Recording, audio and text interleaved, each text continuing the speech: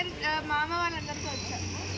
శ్రీ సాయి ఆరాధన క్షేత్రంలో మేము ఎవ్రీ టైం ఎప్పుడు వచ్చినా కానీ బాపమ్మ వాళ్ళతో ఇక్కడే దిగుతాము నార్మల్గా. బట్ ఇక్కడ ఇప్పుడు లాంగ్ వీకెండ్ రిపబ్లిక్ డే వల్ల లాంగ్ వీకెండ్ కాబట్టి 3 days హాలిడేస్ కాబట్టి ఇది ఫుల్ అయిపోయిందంటే దీని ఆపోజిట్లో ఉన్న కింగ్డమ్ ఆఫ్ సాయిలో దిగాము.